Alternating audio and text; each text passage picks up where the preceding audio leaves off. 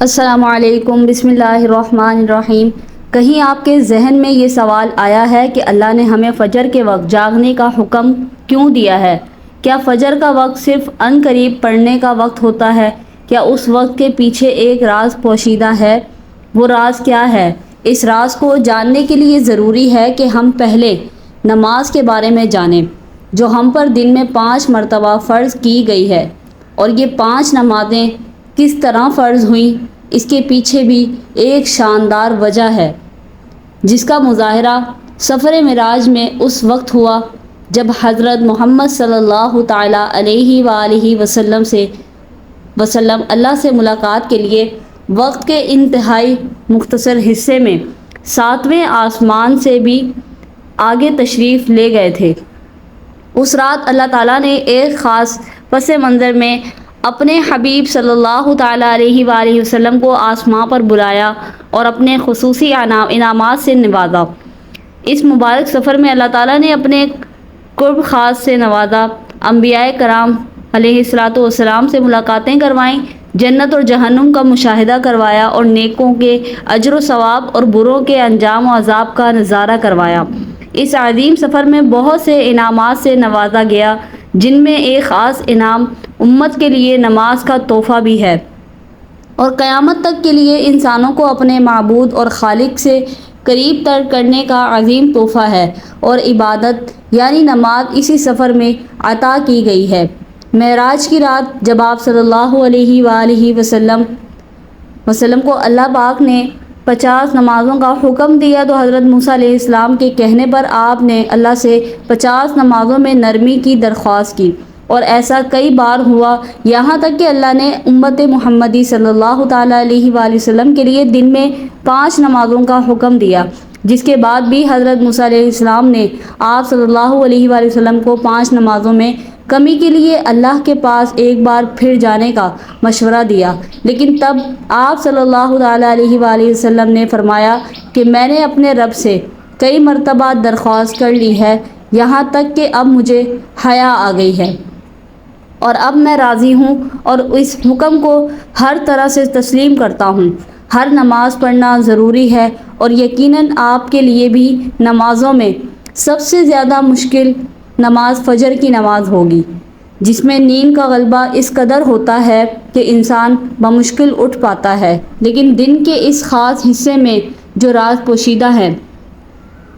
اسے جب آپ جانو گے تو یقین کریں کہ آپ فجر کی نماز کبھی نہیں چھوڑنا چاہیں گے۔ یہاں نماز فجر کے کچھ فضائل سماعت فرمائیں۔ 5 نمازوں میں سے سب سے اہم نماز فجر کی ہے۔ اس کی اہمیت کا اندازہ اس بات سے لگائیں کہ اللہ تعالیٰ فجر کے وقت کی قسم اٹھاتے ہیں اور فرماتے ہیں کہ قسم ہے فجر کی اور 10 راتوں کی، اور جفت اور طاق کی اور رات کی، اور کہ جب وہ چلنے لگیں، یقیناً ان میں عقل مند کے لیے بہت بڑی قسم ہے۔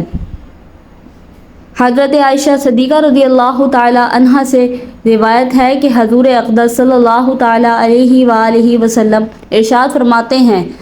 فجر کی 2 رکعتیں دنیا وما فیہا سے بہتر ہے۔ یاد رکھیں کہ فجر کی باجماعت نماز ایک مسلمان کی صداقت اور اس کا ایمان پرکھنے کی کسوٹی ہے۔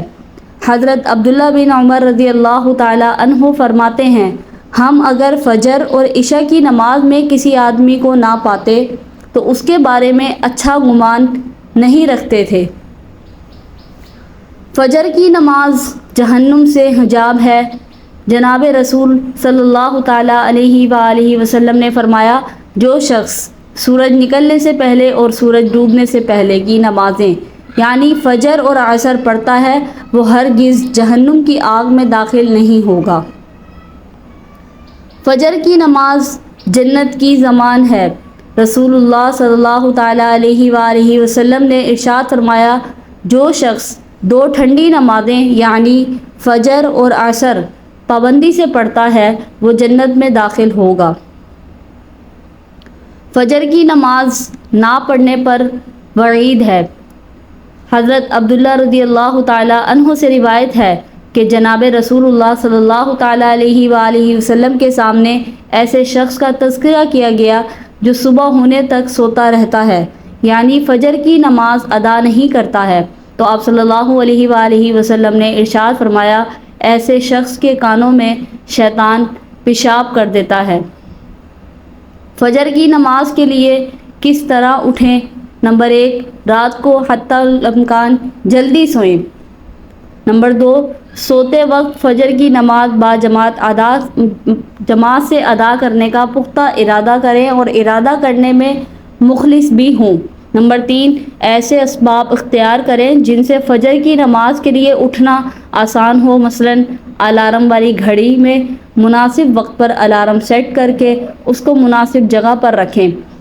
اگر ان امور کی رعایت کر کے سوئیں گے تو انشاءاللہ فجر کی نماز جماعت کے ساتھ ادا کرنا آسان ہوگا۔ پھر بھی اگر کسی دن اتفاق سے بیدار ہونے میں تاخیر ہو جائے تو جس وقت بھی آنکھ کھلے سب سے پہلے نماز ادا کر لیں، انشاءاللہ تاخیر کا کوئی گناہ نہیں ہوگا، لیکن اس کو معمول بنانا گناہ پر مداومت کرنا ہے، جو کسی بھی طرح جائز نہیں۔ دنیا میں کئی ایسے لوگ ہیں جنہیں بے خوابی کی